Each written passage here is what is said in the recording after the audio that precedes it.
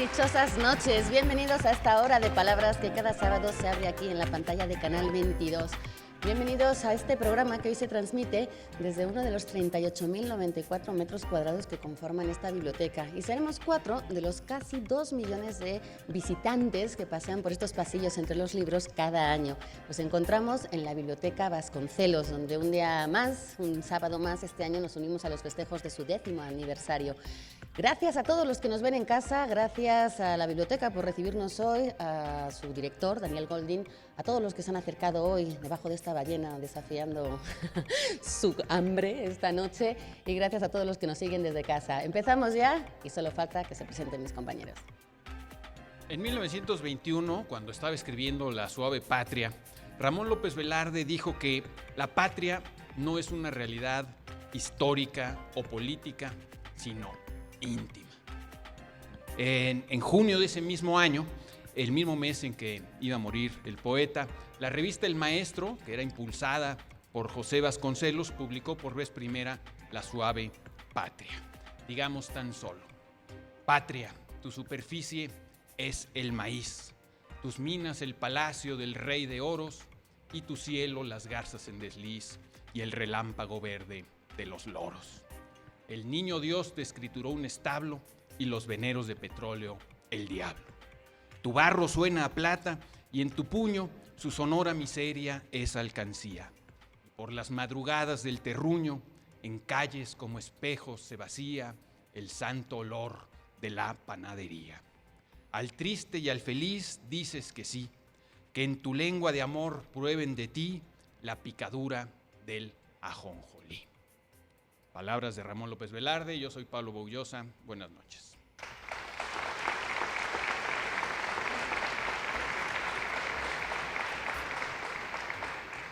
En un libro de aforismos que acaba de salir, La balada de Cioran y otras exhalaciones, escrito por Josu Landa, profesor, poeta, narrador, dice este aforismo: el primero en aducir la sencilla razón defraudó a todo el mundo, por la sencilla razón de que nadie ha dado todavía a estas alturas con la sencilla razón.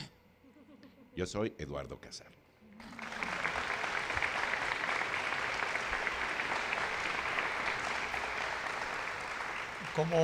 Como muchos han dicho, la patria se debería llamar matria. Más correctamente, pues la patria es una madre que nos nutre, que nos hace crecer, que nos da forma, que nos alimenta, que nos cobija. El hecho de celebrar a la patria, a la matria, a esta madre que nos forma, tiene que ver con un honrar, con un celebrar y un reconocer, volver a conocer, volver a recordar lo que hemos recibido de nuestros ancestros que han formado esta cultura específicamente llamada mexicana. El hecho de que uno esté de acuerdo o en desacuerdo con algunos de los acontecimientos que suceden en nuestro país es en parte una cuestión aledaña, pero no la central de por qué celebrar a la patria. La patria es nuestra memoria, es nuestra mente, es nuestra cultura, somos todos nosotros los que formamos la patria. Soy Germán Ortega Chávez, muy buenas noches, viva México.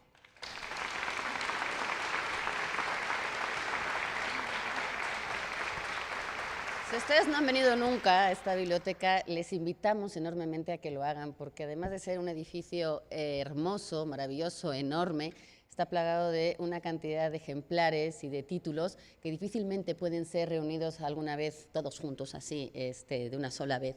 Si uno se va al diccionario, la palabra biblioteca está definido como la institución cuya finalidad consiste en la adquisición, conservación, estudio y exposición de libros y documentos, y luego de ahí se derivan el lugar donde se tiene considerable número de libros, el mueble o estantería donde se colocan estos libros, el conjunto de libros de una biblioteca, una obra en la que se da cuenta de los escritores de una nación o de un ramo del saber, y la colección de libros. Biblioteca es una palabra que nos viene del griego, biblos, como biblón, libro, y teca, como ese armario, esa bodega, es decir, donde se guardan esos libros.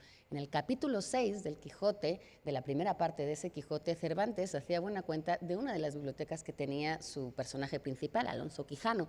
Entre los libros que menciona, porque son muchos los que menciona Cervantes de esa colección de libros que tenía Alonso Quijano, están Amadís de Gaula, Tirante el Blanco, La Galatea, uno de los libros precisamente de Cervantes, lo puso y lo colocó en uno de sus personajes, La Araucana y demás libros. Sería bueno pensar en qué libros conforman la biblioteca que tenemos cada uno en nuestra casa, quizá no tanto para publicarlo en un libro, pero sí para añadir más libros a esas colecciones. Si no tenemos el espacio o la capacidad para tenerlos en casa, pues ¿por qué no venir a estos lugares en los que están disponibles para todos nosotros? Bienvenidos a La Dichosa Palabra, y vamos a empezar ya con esas preguntas, esas respuestas que recibimos desde ayer. Creo que se lanzó la pregunta en redes sociales con una hipótesis que no le deseamos a nadie, pero imagínense que son condenados al exilio.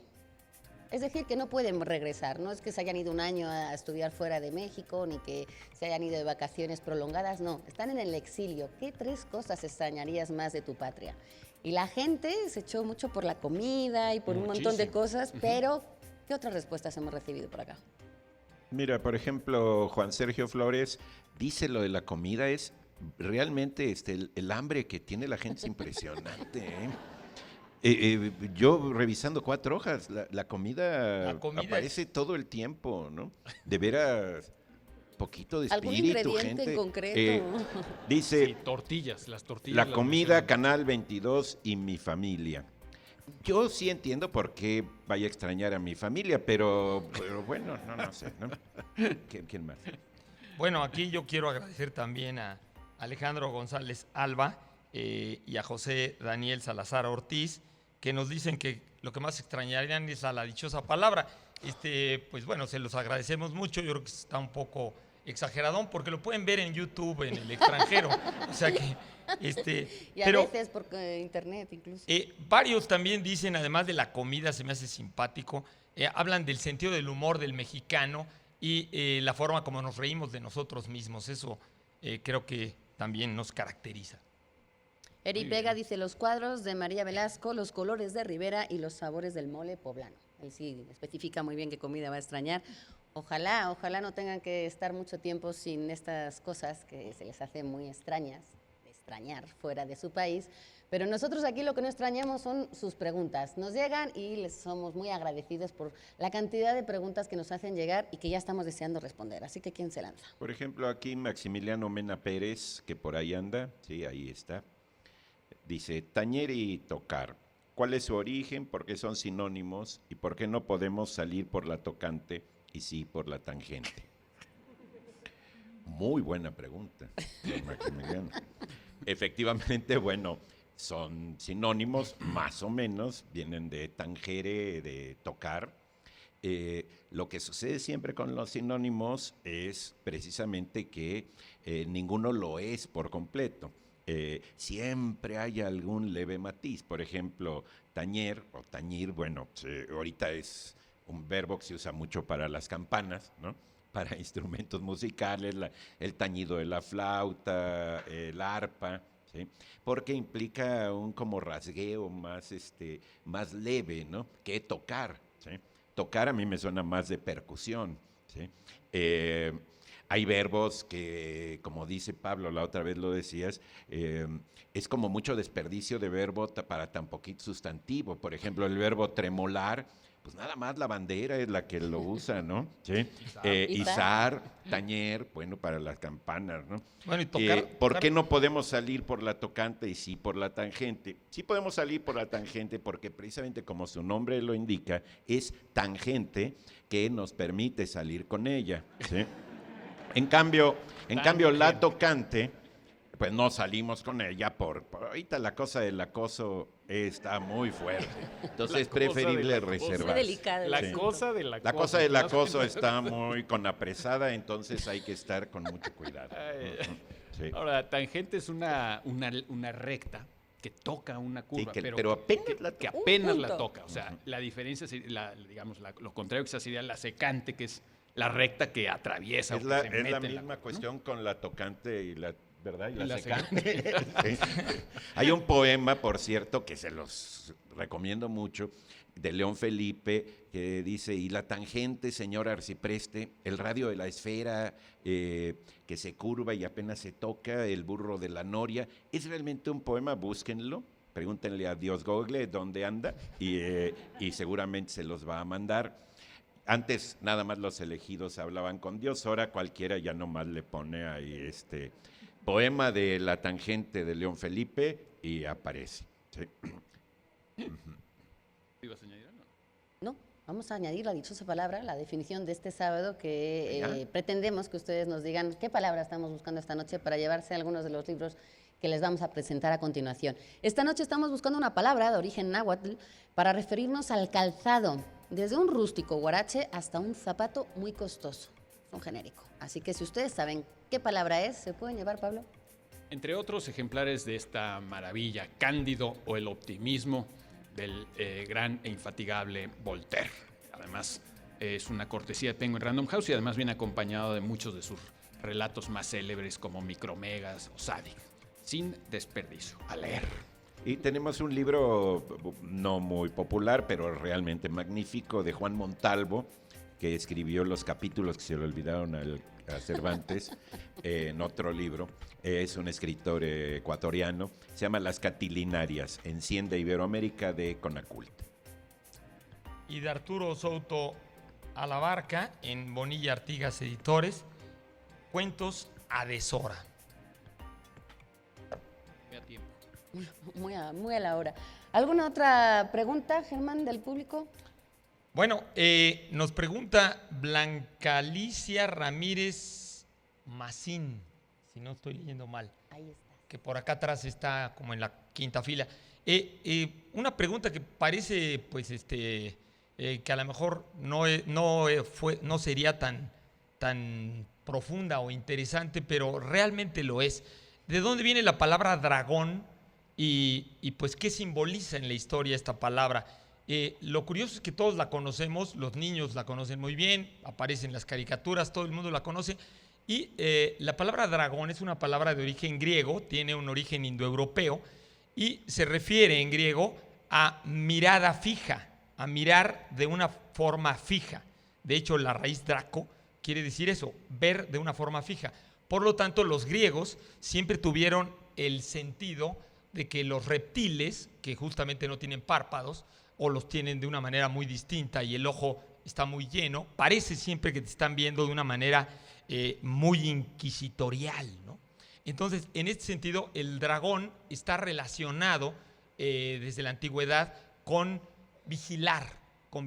Y por eso, en muchos de los mitos griegos y en muchas de las historias antiguas del Cercano Oriente, el dragón vigila una cueva, vigila un tesoro, vigila un árbol con manzanas, vigila con manzanas de oro en el caso de las Hespérides, o con manzanas en el caso de Adán y Eva, o vigila el vellocino de oro, y el dragón cuida, por lo tanto es un cuidador, un protector. Y este sentido se le dio en el Imperio Griego Bizantino. Había un tipo de soldados muy armados, con un caballo muy pesado, a principios de la Alta Edad Media, catafracto, creo que se llamaban este tipo de guerreros, y que iban siempre adelante y vigilaban las fronteras militares. Y de ahí empezaron estos señores a utilizar instrumentos que tenían decoraciones de dragones, porque los dragones vigilaban las fronteras. Y de aquí, a lo largo de toda la Edad Media y a lo largo del Renacimiento y a lo largo del siglo XIX incluso, muchos de los soldados de los ejércitos, los soldados de élite, se llamaban dragones. Hay una famosa película todavía en blanco y negro que se llama La carga de los 600 dragones. En los ejércitos, sobre todo orientales del Imperio Austrohúngaro, todavía había estos dragones. De hecho, el famoso conde Drácula heredó del título de su padre el título de Draco, Draculea, porque el emperador Segismundo le dio este título porque era uno de los cuidadores de la cristiandad ante el avance de los turcos. Entonces, curiosamente, el dragón, que era un cuidador, como el cristianismo lo tenía ligado al Apocalipsis y al diablo y a Satanás y a la serpiente del paraíso, y se volvió como un eco en que el caballero cristiano es el que lucha contra el dragón, que originalmente el dragón, y en los ejércitos cristianos también, era también un protector. O sea, el protector y el enemigo se subdividen, como quien dice, ¿no? En enemigo y cuidador. Es una historia interesante. Nosotros tenemos un protector del tiempo que es enemigo de que sigamos hablando, pero aquí tenemos que darles ya unas preguntas para el dichoso público que nos acompaña esta noche para llevarse alguno de los libros que tenemos aquí sobre la mesa y que también se pueden llevar a casa. Así que muy atentos para que nos digan ¿a qué libro pertenecen los siguientes cuentos? ¿Es que somos muy pobres? Es el título del primero. Talpa. Diles que no me maten. Ya hay muchas respuestas. Y por último, no oyes ladrar a los perros. ¿En qué libro se encuentra? ¿Cómo te llamas? En el llano llama de Juan Rulfo. Alejandro. ¿Su nombre es? Guillermo López, perdón. Guillermo. Guillermo López. Muy bien. Pues un aplauso para Guillermo porque se lleva esos. Y tenemos otra más antes de irnos a un corte. Mencionen el título, otro título del cuento de Juan Rulfo, incluido en El llano en llamas, que no hayamos mencionado en la pregunta anterior. Les dimos ya 4. ¿Se saben algún más? Ahí vemos. ¿Algún otro cuento? Hola, ¿cómo te llamas? Soy Consuelo y sería el de Anacleto Morones. Exacto, Consuelo. Muy bien, ¿eh? Muy bien. Qué bueno que tengan fresco a su Juan Rulfo. Juan Rulfo, que seguramente sea uno de los que aparecen en estos pasillos más de una vez.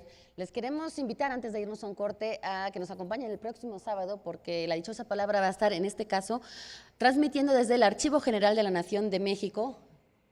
También les sonará por otras muchas causas, pero ahí vamos a estar el próximo sábado. Así que pónganlo en la agenda, porque nosotros vamos a estar allá y nosotros, mientras tanto, aquí estamos. Y aquí vamos a seguir después de un corte comercial. No se vayan.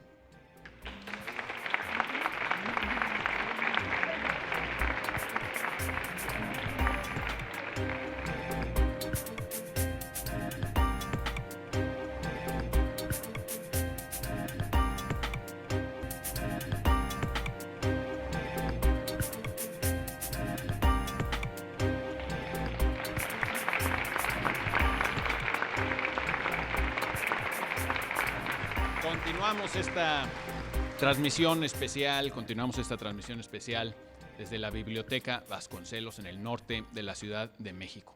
Alguien, no sé quién, una mano amiga, nos hizo el favor de darnos esta aclaración. Arriba del culto público que nos acompaña, aquí lo que tenemos es una Matrix móvil de Gabriel Orozco. Es un esqueleto de ballena, Robustus esquivitus o ballena gris, creo que lo dije mal, pero no importa, encontrada en Baja California, tiene 163 huesos, toda una burocracia, pero se ve mejor que eso.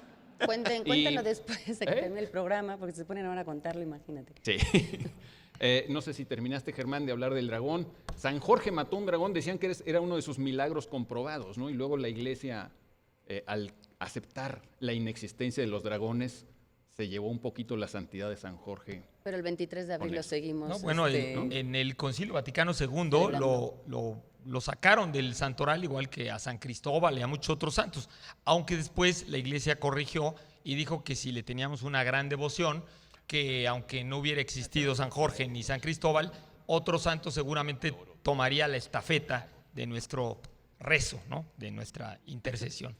Pero bueno, si alguien tiene otra pregunta del público que nos acompaña aquí. Yo tengo una de Bruce García, no sé si es Bruce García. Hola. Nos pregunta sobre el origen de la palabra don y doña. Está bueno. Es muy bonito, es cortita, así que la voy a hacer muy ágil. Don en realidad en el diccionario aparece como la gracia, el presente, la dávida, pero como entrada, como ese sustantivo masculino y femenino de don, doña, en realidad es una abreviatura, una apócope, podríamos llamarlo, de señor y señora. Es decir, en latín estaba el dominus, que era esta manera de llamar al señor. Entonces era una manera de tratar, de referirse, una forma de tratamiento para la gente, sobre todo con un nivel aristocrático, digamos, alto. Hoy en día es un sinónimo puro y duro de señor y de señora. y lo ponemos antes del nombre de pila de alguien, es decir, don Arturo, doña Pilar y bla, bla, bla, ¿no? Y se pone como una forma de tratamiento, de cortesía, de respeto. Pero te digo que es una abreviatura, porque en realidad Dominus, si uno lo ponía en los escritos, ponía dom. Entonces ese dom, que ponían con M, evidentemente porque venía de Dominus, aparecía como dom. Y es una abreviatura de Dominus. Entonces si uno empezaba a decir dom, pues ahí se quedó. Lo curioso de esta palabra es que también de ahí viene la raíz y la desinencia en lo que derivó dueño y dueña, porque si se fijan, don y dueño, sobre todo en dueña y doña, es un diptongo UE que se convirtió en O. Entonces, las diferencias ortográficas ahí son mínimas y es una manera también en la que se referían a los dueños. Si se fijan ahora, cuando uno va por el mercado le llaman doñita, entonces es también, de ahí viene la señora, ¿no? Pues sí. Es una manera. Sí. Y viene como sinónimo en el diccionario de señor, o sea, una de las definiciones al final aparece como dirigir directamente a señor. Sí. Decir de esta palabra, pues que se escribe en minúscula cuando no empieza en una palabra, en una frase, es decir, cuando decíamos, ahí viene don Arturo. Ese don debería aparecer, por ser simplemente una palabra de cortesía, no es un nombre propio con minúscula, salvo cuando empieza una frase que es don Arturo entró en la sala. Entonces, sí. Ahí ahora, también cuando dice, perdónalos, don, porque no saben lo que hacen, ¿no? Sí. Pero ahí ya es un poquito como hasta de... Ahí se ponen altas. Bueno, de hecho hay un uso con adjetivo. Sí, no, porque cuando te dicen oiga don, pues te están diciendo oiga señor. Oiga, señor. Lo que pasa es que nosotros estamos tan acostumbrados a que al don se le pone una continuación que nos parece que queda como corto, ¿no? O que es medio coloquial, porque luego también hay otro uso cuando lo siguiente que viene después de don, en lugar de un nombre propio, es por ejemplo un adjetivo. Ahí ya cambia un poco el significado, cuando dices, ay, ahí viene doña perfecta. Entonces ahí ya la ironía ya es otra cosa. Ay, ahí viene el don calor, ¿no? ¿Y tú crees que hay ironía en Don Quijote? Quijote no era su nombre de... Yo digo que sí, porque todo el libro es una ironía, incluso burla a los libros de caballerías y a cómo este personaje lo había introducido tanto en su carácter que ya se creía él un caballero... Pues bueno, sí, de los de antaño. Entonces, incluso le dicen mi señor Don Quijote, que es como repetirlo, ¿no? Exacto. Y yo creo que, bueno, en el pensamiento de Cervantes dicen los estudiosos que hay un vínculo evidentemente con el sentido de quijada. O sea, hay Borges incluso en broma lo menciona, hay un personaje en el mundo islámico antes que se llamaba Kishar, el caballero Kishar, que era un loco que peleaba con una quijada de burro, igual que Sansón en la Biblia, y que era una especie como de burla de alguien que no tenía armas y que creía que iba a matar ejércitos con una quijada. Y se llamaba el caballero Kishar. Y evidentemente Alonso Quijano y Quijote está vinculado con esa misma idea. Oye, también el que mató a Abel, Caín, ¿no? Caín no también, le dio un quijadazo. Con un quijadazo, exactamente. Sí, o sea es bien ancestral. La quijada es una cosa, es un arma muy primitiva, ¿no? Aquí estamos debajo de una quijada, les recuerdo. Sí. Cuidado. Aguas. Bueno. Con una quijada y de burro. No en vano, el autor del Quijote, según lo dice el propio Cervantes, era Cide Hamete. Cide Hamete Benengeli. También era Cide también significa señor, si no me equivoco. Sí, ¿no? Bueno, yo nomás iba ahorita que decía Laura de Dom, ¿no? Recuerden que domingo viene de Dominus Dei, ¿no? O sea, el día del Señor, el día del Señor Dios, el que domina. Y originalmente se refería al sol, o sea, el Sunday, o sea, viene del porque mismo es el día dom. que puedes ir a tomar el sol. Exactamente, por eso Sunday. en muchas lenguas el sol es masculino, aunque me estaban diciendo el otro día que en alemán el sol es femenino, ¿no? Y en árabe también es femenino. Porque es una estrella. Sol. Bueno, ¿tenemos tiempo para otra pregunta o nos vamos a todas las dinámicas que nos quedan? Bueno, la dichosa palabra de esta noche, por indicaciones del productor lo haremos, vamos a repetirla. Recuerden que nosotros proponemos una definición y las primeras personas que nos llamen desde su casa, y nos den la palabra a la que corresponde esta definición, tendrán prioridad para llevarse algunos de los ejemplares que damos. Damos muchos ejemplares de cada título que mostramos, pero de todas formas la realidad es que no alcanzan para los cientos y cientos de llamadas que entran cada noche. La definición, pues, dice lo siguiente: palabra de origen náhuatl para referirse al calzado, desde un rústico guarache hasta un zapato muy costoso. Si saben a qué palabra corresponde, tendrán prioridad quienes digan. Si quieres que te lo diga, ábreme tu corazón, 1001 adivinanzas y 51 acertijos de pilón, un gran libro de María Teresa Miaja de la Peña, con ilustraciones de Elvira Gascón, Fondo de Cultura Económica. Pero son Son adivinanzas, y hay unas muy buenas. No, bueno. No A ver, quiero cuéntanos decir una. muchas porque si no se nos va en pura adivinanza el asunto. E ilustraciones muy bellas de Elvira Gascón, que hizo muchísimo trabajo para el Fondo. Sí, de y Cultura, trae unas Cultura hasta Económica. capciosas. ¿Quieres decir una? No, pues está bien al aire. Ok.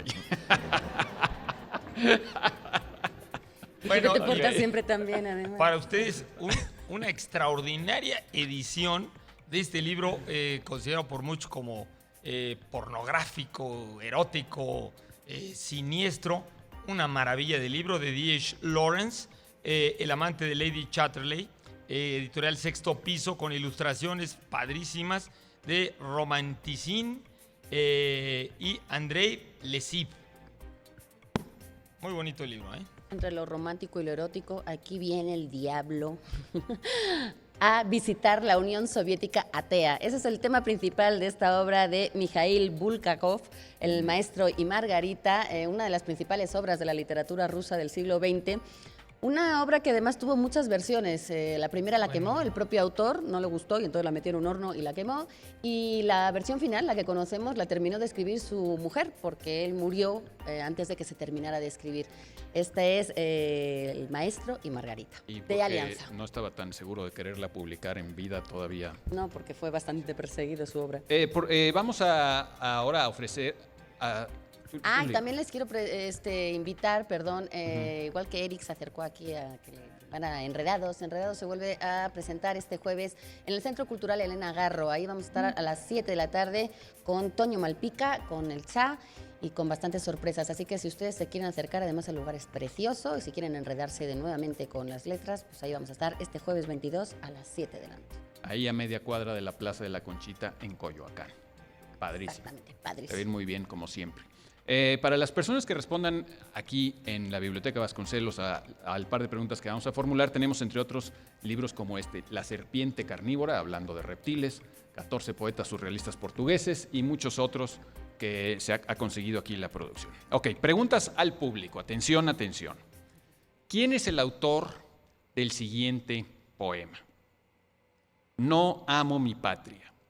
Su fulgor abstracto es inasible, pero aunque suene mal, daría la vida por 10 lugares suyos, cierta gente, puertos, bosques de pinos, fortalezas, una ciudad deshecha, gris, monstruosa, varias figuras de su historia, montañas Joven, y no 3 la o ve. 4 ríos. Ahí atrás se Allá, levantó sí, una sí hay mano. quien se lo sabe. Se llama... Perdón. ¿Usted, su nombre es? No, pero el Perdón. micrófono está allá. ¿Dónde está el micrófono? Ya no veo. Ahí a la última disculpe. fila. Su nombre, caballero, es... Alfredo Bretón. Muy bien, señor El Bretón. autor es José Emilio Pacheco. Sí. Muy bien, estupendo. Un aplauso. El poema se llama Alta Traición, por cierto. Siguiente pregunta. Personaje de nuestra historia a quien Ramón López Velarde, en el intermedio de La suave patria, llama joven abuelo y único héroe a la altura del arte. Joven abuelo, permítemelo arte, único héroe a la altura del arte. Su nombre primero de usted. caballero. Buenas noches, yo soy Fausto Pereira. Fausto. Es Cuauhtémoc. Sí. Muy bien, don Fausto, muy buena respuesta. Y felicitándolos de veras porque No estaba fácil eso. no hay muchas que no están fáciles, pero siempre hay alguien que nos recuerda que todos lo sabemos entre todos. Vamos a hacer una pequeña pausa y volvemos aquí a la dichosa palabra en la Biblioteca Vasconcelos.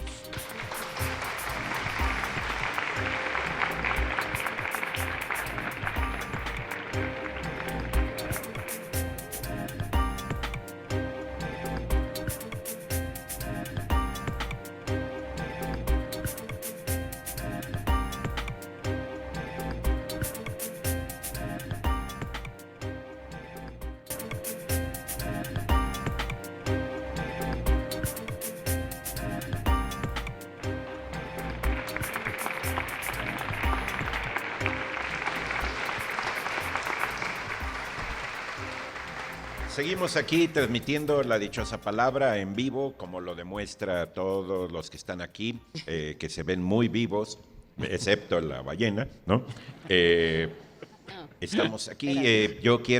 Acabo de leer una panorámica del libro en México que hizo José Joaquín Blanco, que está en el libro Patrimonio Nacional de México, unas colecciones que dirige Enrique Flores Cano. Y fíjense, en 1875 había 20 bibliotecas en el país, en todo el país. El acervo era como de 230,000 libros en esas bibliotecas, ¿sí? Ese acervo seguramente lo tiene esta pura biblioteca, esta sola biblioteca. Bueno, vamos a continuar pues con sus preguntas. ¿Tienes algo, Pablo, por ahí de...? Sí, Marcia Fernanda Sánchez, ¿dónde estás? Bienvenida. Nos pide que digamos algo nos pide que contemos un poco acerca de la historia del ajedrez. Menos mal que pide un poco porque yo solo sé un poco. Y el ajedrez es un juego, como todos podemos suponerlo, antiquísimo. Al parecer se puede trazar sus orígenes bastante más allá de hace 1000 años, de un milenio para atrás. Se dice que en la India o que en China ya hay antecedentes de este juego que podrían datar del siglo IV aproximadamente antes de Cristo. Así es que ya estamos hablando prácticamente de 1500 años de antigüedad. Aunque en su forma moderna el juego pues obviamente evolucionó, hay 1000 variantes, pero en su forma ya que nosotros reconoceríamos como un tablero de ajedrez es pues solamente de unos cuantos siglos hacia atrás, probablemente del siglo XIV, XV, por ahí. El origen, pues obviamente es una metáfora para una sociedad guerrera, ¿no? Se trata de acabar con el rey contrario y lo que uno tiene pues son ejércitos. Y a mí algo que me gusta mucho del ajedrez es que a pesar de ser una metáfora, insisto, de una sociedad brutal, el ingenio humano ha conseguido hacer que de esto un juego muy refinado, muy elegante y muy inteligente. Y en eso podría uno compararlo incluso con las obras de Homero, que de una sociedad brutal, de una sociedad donde había que matar o resignarse a ser asesinado por otro, de toda esa brutalidad pudo sacar también una obra de arte elegante, refinada e inteligente. A mí, obviamente, la literatura toma muchísimas cosas del ajedrez. Hay muchos escritores a los que les ha fascinado este juego. Yo he hablado en otras ocasiones, en otras partes, bastante acerca de él. Y hoy solo quisiera referirme a algo que le gustaba mucho a Borges. Borges, además de que escribió 3 o 4 sonetos o poemas sobre el ajedrez y se refirió a este juego en numerosas ocasiones, a Borges le gustaba mucho una pequeña narración en prosa de un poeta escocés llamado Edwin Morgan, que a mí me gustaría repetir hoy aquí, bajo el pretexto de que hablemos de la historia del ajedrez. Y a Borges lo que le gustaba del ajedrez, habla en algunos de sus sonetos de los blancos días y las negras noches y de que el hombre es prisionero de este tablero de blancos días y de negras noches, etc. Le gustaba mucho ese juego de espejos entre el ajedrez y la vida, esa, digamos, paralelismo y esa analogía entre la vida y el ajedrez. Y creo que por eso le gustaba mucho esta pieza de Edwin Morgan que dice más o menos lo siguiente. En lo alto de la montaña, 2 reyes enemigos juegan una partida de ajedrez, mientras en un valle cercano sus ejércitos luchan y se destrozan. Llegan mensajeros con noticias de la batalla, pero los reyes no parecen oírlos e inclinados sobre el tablero de plata mueven sus piezas de oro. Gradualmente se aclara que las vicisitudes del juego siguen las vicisitudes del combate. Hacia el atardecer, uno de los reyes derriba el tablero porque le han dado jaque mate y poco después un jinete ensangrentado le anuncia: tu ejército huye, has perdido el reino. Y dicho lo cual, pues yo hasta ahí llego con la historia del ajedrez. Yo nada más quería comentar, agregar un poco a lo que decía Pablo, que les recomiendo mucho hay muchos libros sobre el ajedrez, pero hay uno particularmente interesante de Titus Burckhardt, en Juan José Olañeta Editores, que tiene, justamente se llama Símbolos, y tiene todo un capítulo sobre la historia simbólica del ajedrez. Burkhardt y otros investigadores suponen que el trazo del tablero probablemente provenga del Neolítico, porque esto de las casillas, de las 64 casillas, se repite en muchas culturas primitivas, que es el 8x8, ¿no? Y que lo tiene también el libro chino, el I Ching, y tiene que ver con el simbolismo de la óctada divina en la India. De hecho, los estudios de los investigadores alemanes y ingleses de los templos en la India justamente dicen que los templos están trazados en base a una retícula de 64 casilleros, como el tablero de ajedrez. Y particularmente ahorita que Pablo mencionaba lo de jaque mate, parece ser que fue en la corte de los soberanos persas sasánidas donde el juego de ajedrez adquirió exactamente las características actuales, o sea, de la movida de fichas y cómo comen las fichas y todo esto. De hecho, jaque mate es una deformación en la Edad Media, en la época de las cruzadas, de Shah Mat, o sea, mate al Shah. El Shah era el título del rey de Persia. Incluso el propio nombre de ajedrez viene de Shahez, es decir, una deformación de una palabra musulmana tomada de los persas, que hacía alusión al Shah. Es un juego de reyes, ¿no? De reyes, exactamente. Y que justamente el soberano que le dio forma final, dicen las leyendas orientales, fue Khusro II o Khosroe II, que curiosamente su esposa se llamaba Shahrazad.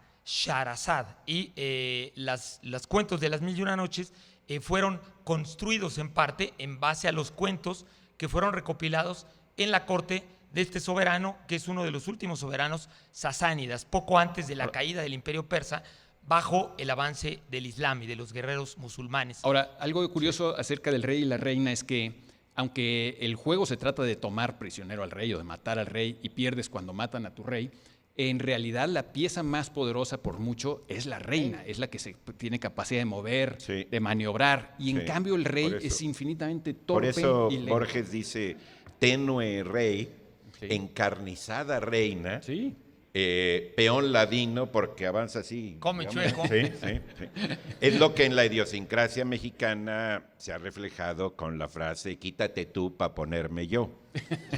Oigan, Bueno, también decir vamos que si nos están viendo profesores y padres, gente que tiene niños pequeños cerca, el juego del ajedrez está muy recomendado en los primeros años de crecimiento y de aprendizaje, porque la manera de pensar, de mover y toda esta estrategia incide mucho en el desarrollo y en las capacidades que se pueden, digamos, fortalecer a esas edades. Entonces, si alguien se quiere animar a implantar el ajedrez... Es como un bullying controlado, ¿no? Sí. Siempre organizado. Bueno, vamos a la dichosa palabra de origen náhuatl para referirse al calzado, desde un rústico guarache hasta un zapato muy costoso. Germán, ¿tenemos por ahí? Tenemos de Marco Antonio Montes de Oca, ediciones del Lirio, lugares donde el espacio cicatriza. Y tenemos también del Tribunal Electoral del Poder Judicial de la Federación, uno de sus 250 títulos, de A Mano Alzada, que pretende, como siempre, difundir la cultura democrática y el conocimiento de los derechos. En este caso se refiere a los niños, es autoría de Carlos Marianidis y con ilustraciones de Mima Castro. Y tenemos también ejemplares de este libro de Yuval Noah Harari, de Animales a Dioses, que yo muchas veces he dicho que debería ser el libro de texto que debía uno llevar en la materia de historia universal.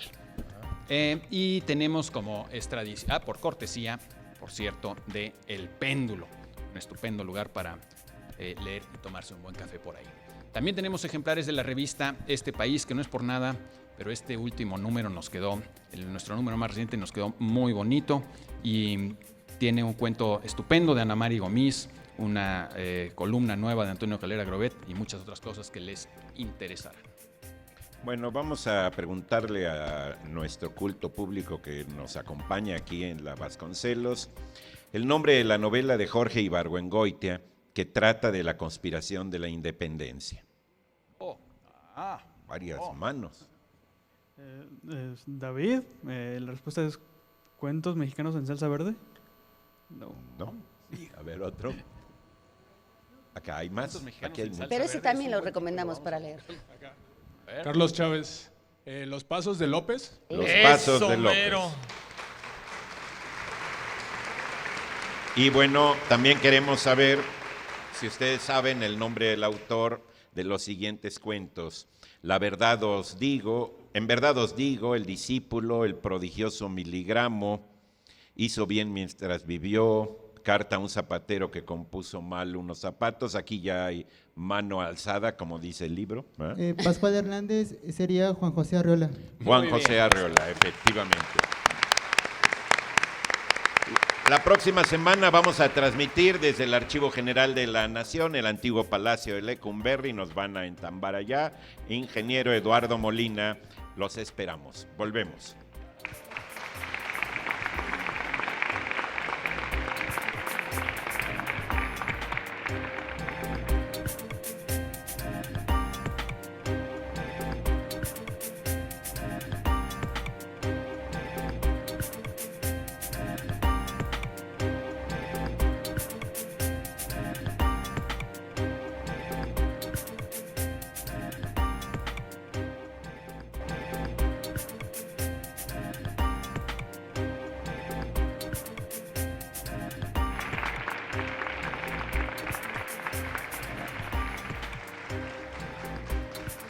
Seguimos aquí en La Dichosa Palabra, transmitiendo en vivo desde la Biblioteca José Vasconcelos, acá en Buenavista. Y los invitamos a que nos sigan siempre en la próxima semana a través de nuestra página y que nos escriban a La Dichosa Palabra que aparece siempre ahí en pantalla. ¿Tenemos Y alguna además otra hay que pregunta? decir que en Twitter estamos a puntito de llegar a los 60,000 seguidores. No así digas. que muchas ¿Cómo gracias a ¿Cuántos todos. nos faltan para ahorita? Como 3 millones. ¿Eh? No sé. Apúntense, Braulio, ¿verdad? dinos algo. No sé. Apúntense para que lleguemos. Este- Bueno, la próxima semana, les recordamos, transmitiremos desde el Archivo General de la Nación de México, ubicado en Ingeniero Eduardo Molina, 113, ahí en la colonia penitenciaría. O sea que hay que irnos con cuidado. A ver, Un público cautivo. Yo tengo Laurita. una de Guillermo Andrés Rodríguez García. acá anda. Me encantó tu pregunta porque me va a hacer políticamente incorrectísima. ¿De dónde viene la expresión irse al carajo? ¡Tatán! Y la explicación es todavía mucho más políticamente incorrecta. Antes de irnos, te lo explico. Carajo, si uno va al diccionario, carajo aparece como miembro viril. Esa es la primera definición. Y la segunda aparece como que en algunos países de América como una persona que en una conversación aparece mencionada para desvalorizarla, es decir, como un poco de desprecio. Hay una serie de expresiones, como del carajo al carajo, de demás, que tienen que ver con una manera un poco coloquial, a veces vulgar, malsonante, de referirnos a un montón de cosas. Irse al carajo concretamente es una expresión que viene del mundo náutico, y más concretamente de los marineros. ¿Por qué? Porque carajo también se le llama a uno de los mástiles principales de los navíos. No voy a ¿Quién sabe decir por por qué, qué, verdad? porque ya todo el mundo se lo puede imaginar. Y arribita de ese mástil, de ese carajo, estaba una cesta donde se ponían los vigías normalmente para decir, pues ahí viene el iceberg, ahí viene la tierra, y hace mucho frío. Es decir, para un poco ver desde una altura lo que no se veía desde cubierta, ¿no? Entonces era el que avisaba a la tripulación de cosas que aparecían. Cuando uno se iba ahí lo pasaba mal. Uno, ¿por qué? Porque hacía mucho frío. En las noches, pues uno está ahí arriba y imagínate, tampoco era muy espacioso, pues no se podía uno mover, no podía Se mueve más, sentarse, no además, podía se mueve. bailar, Se mueve se más. mareaba más, hacía más frío, estaba solo, se aburría mucho y además tenías que estar todo el rato vigilando lo que pasaba. Era un puesto de mucha concentración. Así que cuando uno lo que querían era quitárselo de medio, lo mandaban al carajo, porque ahí se pasaba unas horas sin dar mucha lata. Y entonces ahora mismo lo que hacemos es un poco para despreciar a alguien, cuando algo se va al carajo también es porque se estropea, se echa a perder, ¿no? Cuando algo está del carajo es porque está muy mal. etcétera, etcétera. Cuando también hay una expresión, por ejemplo, no valer un carajo, que es como no valer un bledo, un comino, etcétera, que es cuando vale muy poco o nada. Esos son diferentes maneras de referirnos a esa palabrita que cada quien sabrá cómo usar.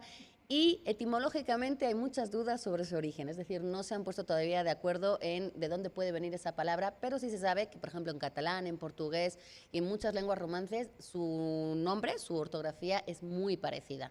Entonces, digamos que es una palabra que aparece además en los diccionarios desde el siglo XV, ya aparecía. Camilo José Cela tiene... no me acuerdo cómo se llama, el Diccionario de los Secretos o Diccionario Secreto, o algo así se llama el libro, donde aparecen 60 páginas dedicadas a esta palabra y a su uso y a diferentes maneras de usarlo. Así que si quieres saber más sobre ello, vete directamente a ese libro, no te vayas más allá. A ese libro. Y quédate acá con nosotros. Pero más o menos es eso lo que... No recuerdo exactamente dónde lo leí, pero hay una anécdota muy antigua española justamente referida a que el vigía que estaba en el carajo de la Pinta, que estaba hasta delante de las Tres Carabelas cuando venían a América, estaba muy ávido de ser él el primero que viera tierra, porque la reina Isabel la Católica había prometido una cantidad muy alta al que primero viera tierra en el viaje de Colón. Y este señor, que no recuerdo bien su nombre, pero es famoso, fue el primero que vio tierra. Y Cristóbal Colón, cuando regresaron a España, dijo que el que había visto primero tierra era él, que incluso él lo había comentado con otras 2 personas que estaban en el castillo de popa, lo cual es muy difícil que lo haya visto primero que el otro que estaba en el carajo. Y justamente decían que fue al primero que mandaron al carajo, ¿no? Porque le quitaron lo mandaron al carajo y luego le quitaron el dinero. Primero literalmente que le tocaba, y luego ¿no? metafóricamente. Exactamente. Bueno, ¿tenemos tiempo para otra pregunta? Muy breves. Si hay, no. No, ya no. No. Ya dichos. Bueno, nos dicen que no. Nuestra dichosa palabra del día de hoy, palabra de origen náhuatl para referirse al calzado, desde un rústico huarache hasta un zapato muy costoso. La palabra de origen... Podría haber sido al revés, ¿verdad? Desde un rústico zapato hasta un guarache muy costoso. Perdón ustedes que lo haya redactado en una forma tan La palabra que prejuiciosa. buscábamos era cacle. Recuerden bonita. ustedes, los invitamos a ver nuestras retransmisiones por Canal 22, sábados, hoy a la medianoche, los lunes a las 10 de la noche y los miércoles No, a las 10 de la mañana. 10 de la mañana, miércoles a las 6 de la tarde. Gracias, Laura. Y recuerden, vamos a estar en Lecumberri, ahí en la penitenciaría, Vengan a Colonia visitarnos, es día Penitenciaria, de Avenida visita. Ingeniero Eduardo Molina, 113. Laura, muy buenas noches. Eduardo, noches, Germán. Pablo, querido público, agradecemos a la Biblioteca Vasconcelos habernos hospedado aquí y a su director, Daniel Goldin. Gracias. Gracias.